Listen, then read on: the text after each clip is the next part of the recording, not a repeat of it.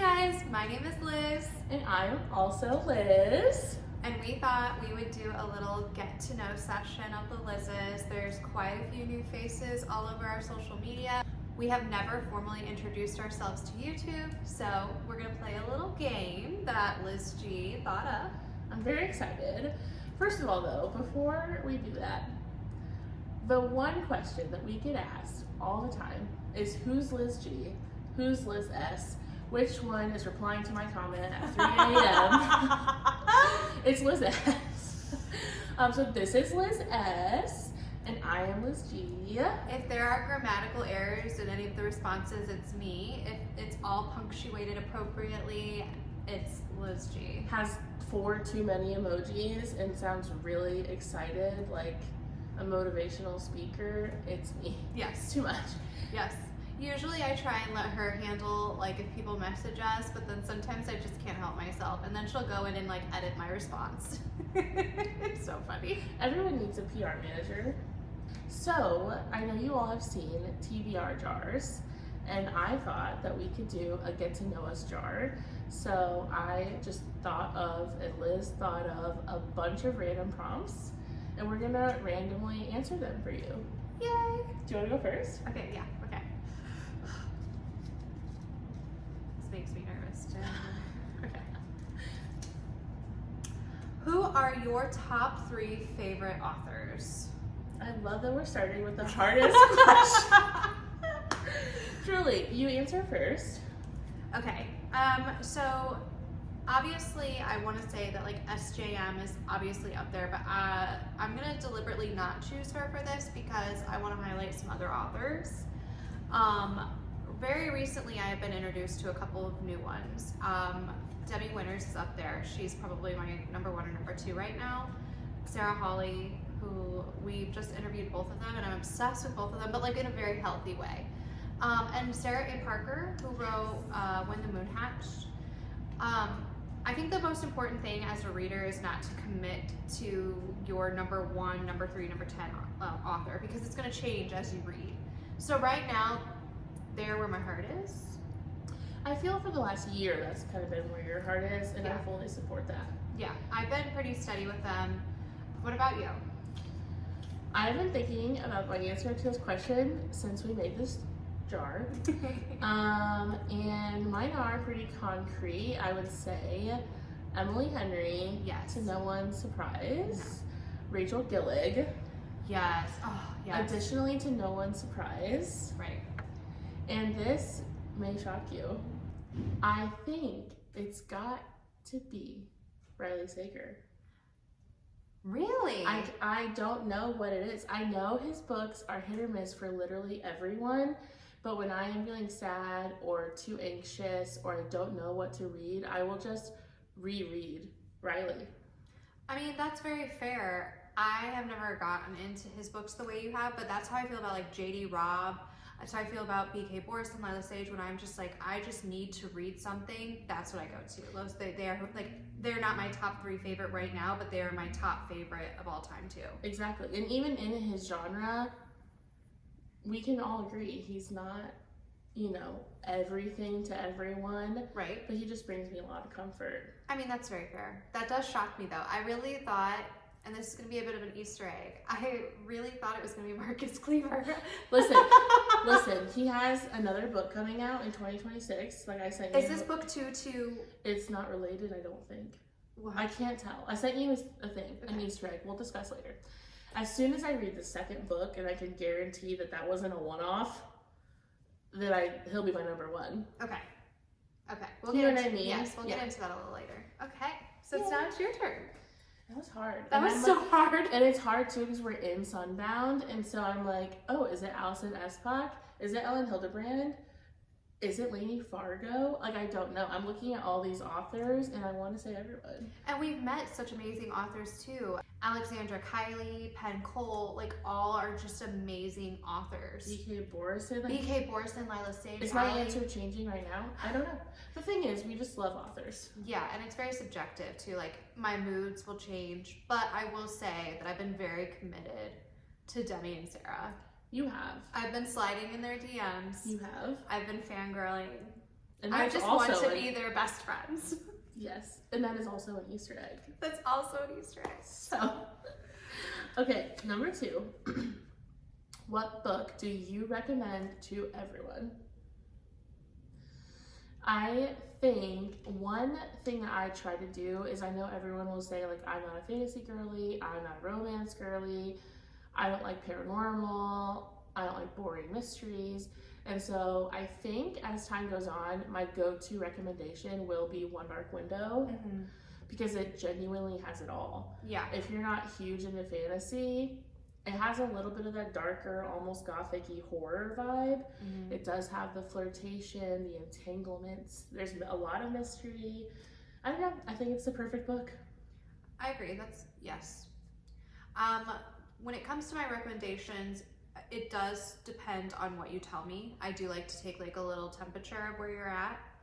If you are not a fantasy person, for the most part, you're more of like a fiction, I do tend to go to The Unmaking of June Farrow, because it also has a lot of genres. You've got murder, you've got time travel, you've got second chance / enemies to lover romance.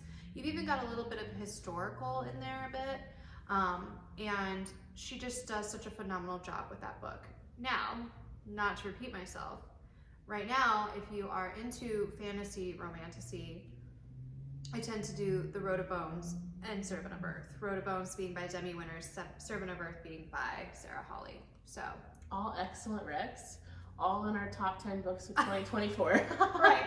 right. We can't get enough. And Rachel Gillig was in, Both of ours. She was my number 1. And she's gonna be in our top 10 this year too. She's gonna be my number 1 this year. I know! I'm fairly positive. So. Okay, let's see.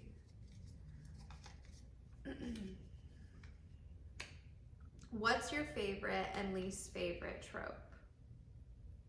Okay, so my favorite is good. It's 2: enemies to lovers and a forbidden, but a very specific part of forbidden that I'm not going to get into because I don't want to get flagged.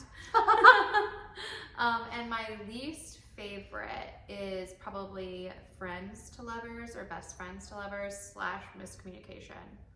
Not a fan. I've gone on many a rant with you. And you. And you, yeah. So. If you've been around, you already know Liz S. She will not tolerate, especially a book where it's friends to lovers with miscommunication. That would land you on the no-fly list. It's literally, when I have nightmares, it's because my friend is trying to date me and we can't speak to each other. So we can't communicate now. But you're so fair. You're so valid. I don't know when the last time is I talked to someone who loves that stuff. So there are people, and I'm happy for them. I'm happy for you. Yeah. Couldn't be me, but I understand that reading is subjective. So what about you? My favorite trope, hands down, is rivals to lovers.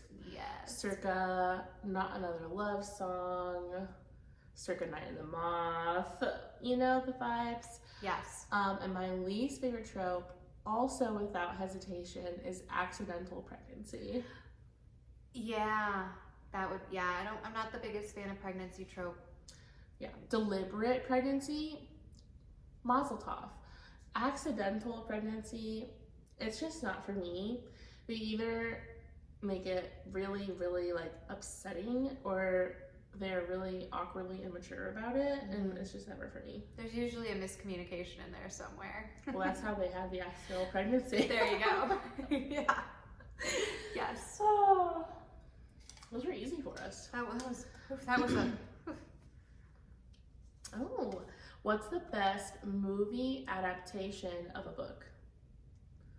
Oh, I know mine. Okay. Do you want me to go? Yeah. This is gonna be a hard take. I prefer Hunger Games movies to Hunger Games books. I don't know what it is. I think it's bringing the eclectic, eccentric fashion to life on screen and being able to see that. And we also had a really cool situation happen with Songbirds and Snakes, where if you haven't read it, you get to read how Snow is so manipulative, and you get to hear his inner monologues, and you get to watch as he plans the manipulation, right? And then you get to go watch the movie where then you get to see it come to life. So you don't get to hear the inner thoughts, but you know what he's doing and you watch as he does it. So true. And it's just, that was such a cool experience. So I definitely prefer the games to TV versus the book. Yeah, I like that. I would love to say Twilight. I would. However, it's just not. So for like nostalgia, I would say Twilight, just because it was such a huge part of like all of our lives. I literally never escaped, and I love that for us. But I think, and it's very recent, I think it's The Perfect Couple by Ellen Hildebrand. Oh. That was an amazing show. Yeah, you're right. It was a perfect limited series. You were like in deep too. I was locked in. I watched it in one day. And on the same exact wavelength, Big Little Lies, that book by Leanne Mortieri. Yes. So insane. Yes. I forgot about Twilight. I don't know how. I will never get over K-Stu going, what is going on here? Took me out. Couldn't do it. Okay, but I saw a TikTok last night and I was crying. And it was my favorite horror story is Charlie hugging Bella and realizing she's ice cold and Breaking Dawn and trying to warm her up with his hands. And I was sobbing. Okay, didn't think of that. I was sobbing. I will never forget. So I had to go, I'm sure you've heard the story, but I had to go see Breaking Dawn Part 2 by myself. I don't remember what the situation was, but I was in that theater locked in by myself. And I will never forget the scene with Carlisle, and if you know, you know. And this was me. And I'm like looking around because I'm like internally screaming and no one else is shocked, but I was like, what? Were you at midnight? No, I don't think I could make it to midnight, but I went by myself. That's probably what it was. I went by myself. And I will never forget how far my stomach dropped. My popcorn hit the floor. Like, I will never forget that. I went at midnight with some of our friends, actually, that you know from book club, and I remember one of them just yelling, like in a regular voice at midnight, "They changed it!" Just so loud, and everyone is screaming. Popcorn is like flying in the air because no one knows what to do. And honestly, make fun of them all you want, but they popped off. That was a cultural moment, truly. It was. I will never forget it. Probably I'll be 95 and the nursing home and be like, one time I went to a movie and a head came off that was not supposed to, because in the books, it actually was very anticlimactic. It was. It was cool though. It was well plotted, I thought. Yeah, I mean, I'll give her that. I do remember being like, those Romanian vampires though. Period. Period. Okay, is it my turn? Or Yeah, we went backwards, but yes. Okay. Oh, what's your coffee order? I'm gonna have 2. Okay. I might have 3. You know mine, so can you tell mine too? Yes. Thank you. So which one? We both have multiple beverages from different coffee places. So we'll start with Starbucks. Yeah, what's Liz likes an iced chai with 1 shot of espresso with sugar cookie, cold foam, and caramel drizzle. Yes. Because it tastes like an oatmeal cream pie, right? Yes. And I drink a shaken espresso, quad shot, breve with no classic and pistachio. If it's not winter, I get brown sugar. Okay. And then at Dunkin', I know that I am an iced caramel swirl with extra cream and no whipped cream. At Dunkin', I'm an iced coffee with cream, butter pecan, and blueberry. Oh yes, that was really good. It just tastes like a blueberry muffin. It's iconic. It is. 7 Brew. Oh yeah, you have to do mine too. I'm just the manager of the beverages because I have to have a coffee to feel like a person. So at 7 Brew, which is my favorite, if we had one in our town, I wouldn't even bother telling you Dunkin' or Starbucks. But at 7 Brew, I get an iced banana bread blondie with cinnamon roll cold foam. Oh yes. And you get the iced cinnamon roll blondie with caramel cold foam and caramel drizzle. Yes. Caramel is my ish. If you can't tell. Yeah. I love that about you though. I love caramel. I love caramel. And she's very good at ordering exactly what I know I want because she has the knowledge. So I just trust her. You've never given me a bad coffee. So it's true. So 7 Brew, if you ever see this, please come to Fort Wayne. Please. We would literally die. We would be at the grand opening. I would be there every day. Every day. I would literally. I'd have pay the with card. those. Yeah. Stamp. Yep. They have little bumper stickers. We can scan your rewards thing. Perfect. I'd be there. Oh, this one's spicy. Oh no. What's the last book you DNF'd? I had to think about this. Mine. And please just don't cancel us, okay? Before we go further, I would like to point out that Liz and I are massive Hermione people. We read all the fanfics. We own multiple fanfics ethically. And we will read every adaptation. We were very fortunate to have received an arc of The Irresistible Urge to Fall for Your Enemy, which is the new version of Draco Malfoy and the Mortifying Idea of Falling in Love. And I hope that she is #1 on the best sellers list. I hope it changes everyone's lives. It was not for me. Mine is a little controversial too because this author is one of my favorite authors ever. It was a soft DNF, so I feel I will go back. I just was not into it as much as I felt that I was going to be or wanted to be. It was The Rose Code by Kate Quinn. I don't know mentally if I just was not ready. I am obsessed with Mistress of Rome. I loved the Alice Network. I just could not get into The Rose Code. And one of the problems is I had so many other books that I really just wanted to read that if this book didn't suck me in, it wasn't going to happen anyway. And that's fair. Yeah. A lot of people kind of somewhat feel that way about Kate Quinn. Like, they are obsessed with one or two of her books, and I think that they're just like chasing that high. Yeah, and it's so crazy because the way she writes her World War II versus the way she wrote like The Mistress of Rome, Daughters of Rome, it's almost like a different writer. I can't explain it. The way it felt very, I could see Rome. Yeah. And with World War II, there's a very specific aura that goes around it. Energy. Yeah. It's always heavier. Yeah. It's always a little darker. Muted, drab, because... Like cool tones. Yes. And like Rome is warm tones and Egypt is warm tones. Yeah. So, I'm not saying I'm completely DNFing, but that was the last one I said. I'm not going to finish this one right now. Right. So. And I would also like to add that when Irresistible Urge comes out in physical copy, I'm still going to purchase it. And I probably will try again. It's very possible that I was just in my thriller horror era when I was trying, because we had just had that massive epiphany of we used to live here and we went down a rabbit hole to end all rabbit holes, and that is not anyone's fault but my own. No, so. and it's always a vibe thing, I feel, with my DNFs. Same. So, is it my turn? Mm-hmm.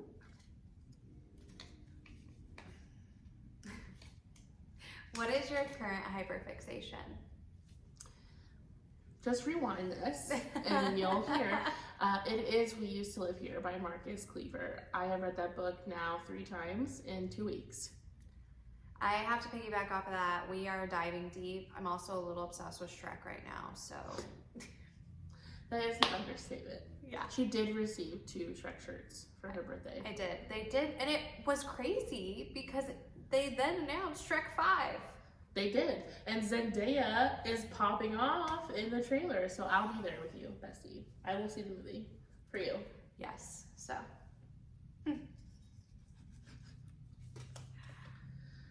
Are you a physical copy person or an e-reader person? Let's say on the count of 3. 1, 2, 3. Physical. Yeah. I love Kindle. I use my Kindle every single day, even though you know what you did. Okay, we'll talk about that later. You know what you know. However, I purchased this Kindle, so I gotta use it. And I love it, and I use it all the time. We read all of our arcs on our Kindles. I get my books from the library to my Kindle. So there's no shade to the e-reader. I just love to look at a book.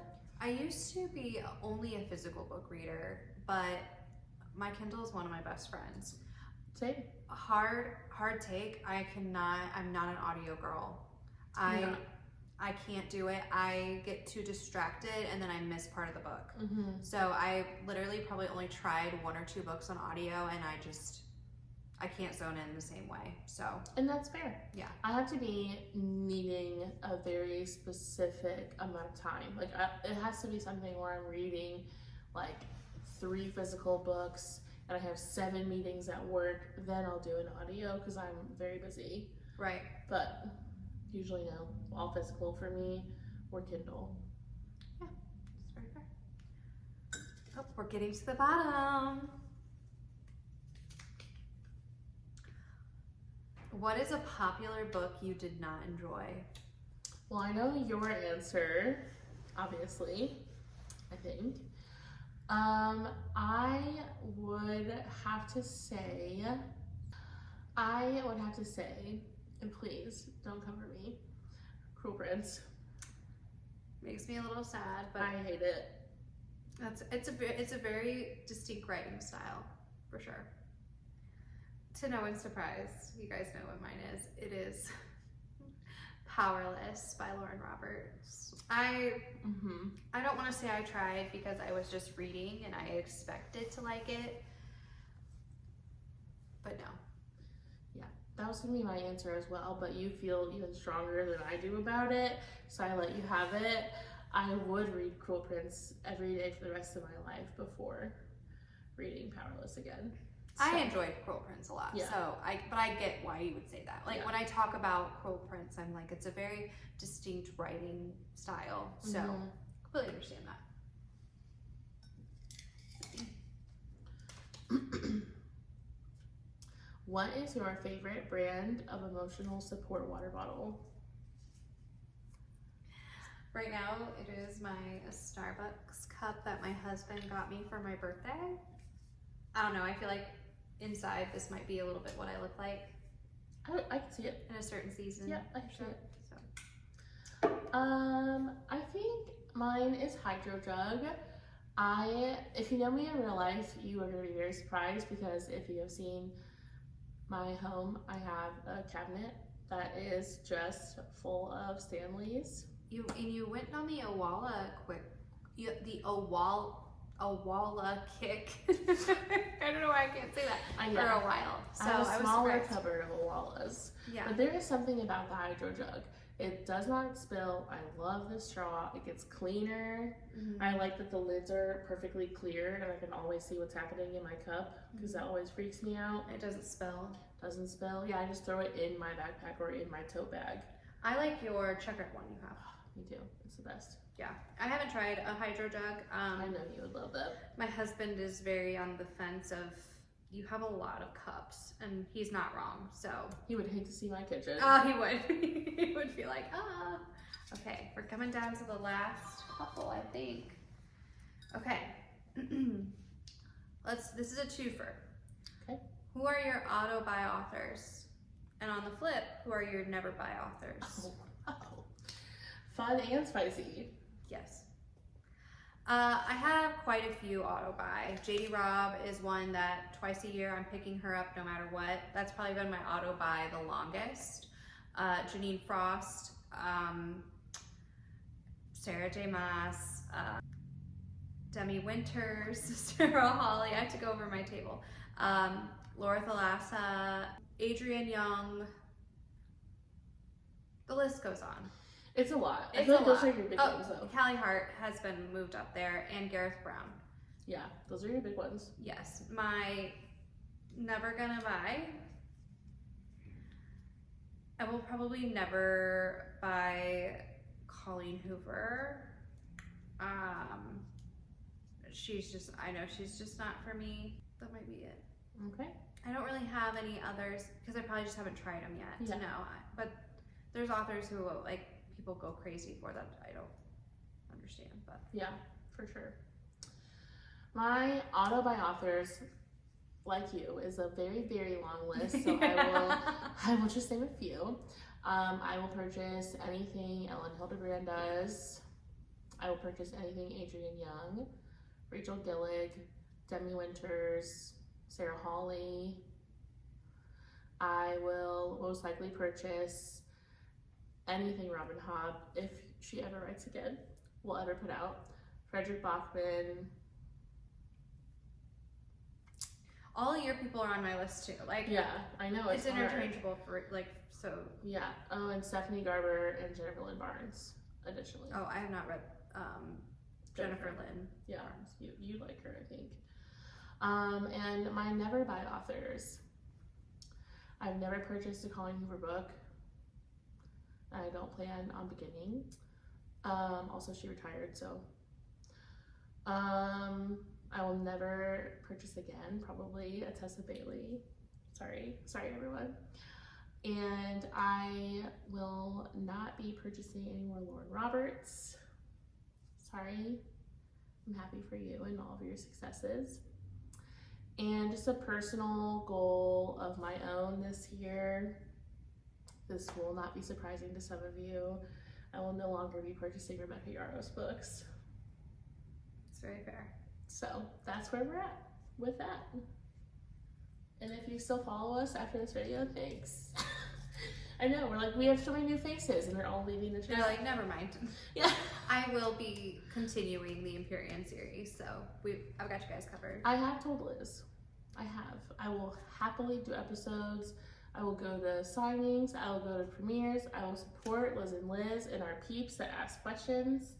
I will have Liz thoroughly spoil the books for me so that I could know what I'm talking about. Mm-hmm. And maybe I will know if the book is worth you. Yeah, and maybe I'll just get it from the library or I'll borrow it from me. Yeah. And I'm never gonna say never ever ever. She could turn the whole series around. Listen, with our theories that we have, there's a good chance that she could do some really good things. It's just if she chooses to. If she chooses, yeah. So we'll see. On a lighter note, what is your favorite food and why is it the triple dipper from Chili's?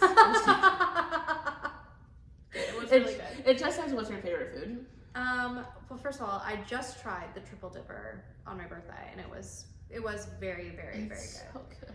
I will say that my favorite food is Chinese takeout. Period. I love me some Panda Express too, but I feel like I can group a lot of that together.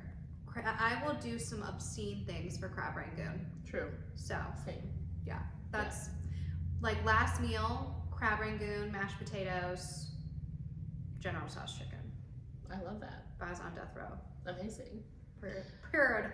I have so many like cute like little comfort food moments. Like I love Chinese takeout, Thai takeout, Taco Bell, like the goods. Everyone knows Chili's. We all have our things. But my favorite food, like if I could go anywhere or eat anything, it would be like East Coast, like lobster rolls, lobster mac and cheese, Caesar salad, white wine, a nice roasted potato. Like I call it like Martha's Vineyard food. Yeah. Oh, lobster rolls are so divine. Yeah, so good. So good. I mean, I still think mine, but yeah. You're not wrong. My death row meal, because I have this conversation a lot with a lot of people, is literally like Caesar salad with sourdough croutons and like hella Parmesan, lobster mac and cheese, key lime pie, white wine, mashed potatoes. Like mashed potatoes are so elite. So good. So elite. And now I'm hungry. I know, now I'm craving our dinner, so. Ooh, this is gonna be a hard one for you. Oh no. And me, truly. What's your favorite genre to read? Oh. Tried and true, I would have to say romantasy. Fantasy, romantasy. Even more so than romance. That is my go-to. Like if I am in a slump, I go to my favorite romantasies. So. I would agree. I think like longevity has always been fantasy for me. Literally Twilight since then, and still to this day I get the most jazzed about those releases. Like I'm losing my marbles over romantasy books. But as I get older, I really appreciate a contemporary literary fiction. Yeah, I was gonna say that. We've really been in our literary fiction era probably the last 4 or 5 months, so. Yeah, and I truly look forward. I add them into all of my months of reading. Like, I love them. One of our book clubs is only those types of books, really, and it's been amazing. Yeah, It's definitely been a lot of fun. Is this the last one? I think so. I hope it's spicy. Oh, not really, but it's very cute. What is a book that you could reread over and over? I know no one asked for this, but I'm gonna do one for every genre because I feel like I have one for every genre.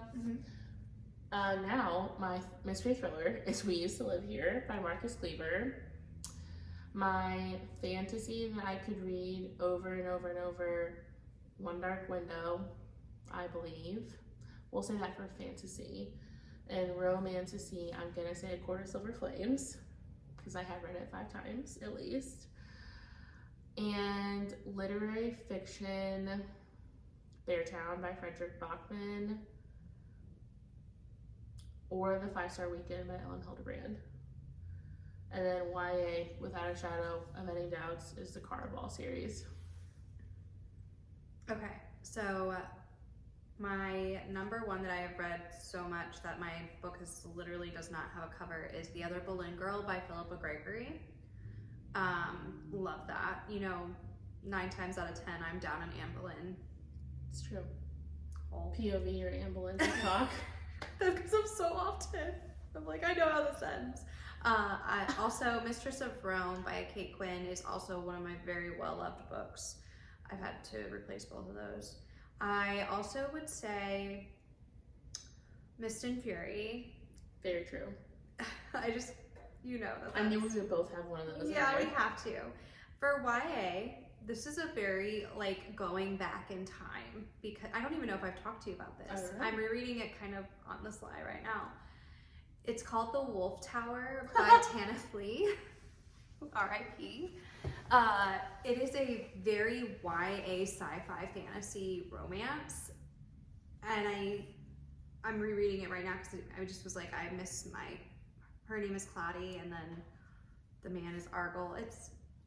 It was like, I think I started it in middle school. That's so cute. Yeah, so I recently purchased all of the books like within the last 5 years because I needed them. So that's my go-to. Like, there's no spice, but it's very sci-fi. So I love that. Yeah, so that's where I am.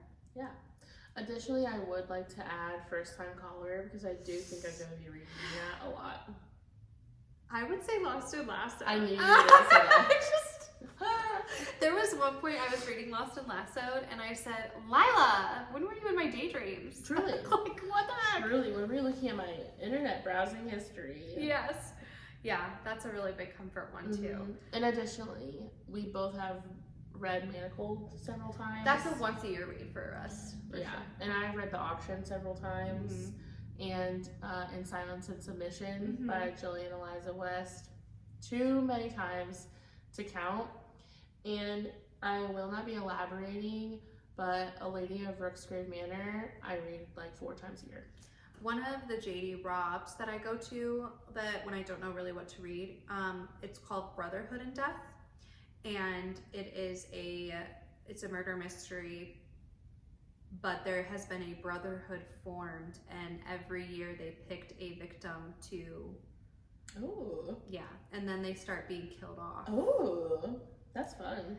It's a very hard book to read, but she does it so well that and Faithless in Death, which is in Faithless in Death, they break apart a cult, a religious cult. Oh yeah, you told me about that one. That's another one that I will read multiple times. I'm going to read that series. I don't have time for There's 60 books. It's definitely I really don't know what I want to read, so let me start. There's always a murder. There's always a mystery. And there's always a happily ever after. So. Yeah, I'm in the middle of my own giant Roman Empire, but you are. I would love to. Yeah.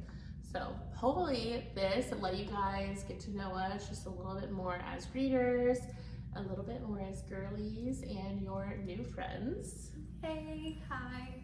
If we offended you with our hot takes, I'm really sorry, and I would love to chat about it. Also though, if we were 100% what you like, it's kind of boring. I hope there was some things where you're like, I really don't agree, because that's what makes reading so fun, is having good conversation. Totally. So thank you for joining us. If you are not following us on all social media, we are on Instagram, TikTok, Facebook, and now YouTube under Liz and Liz Get Literary.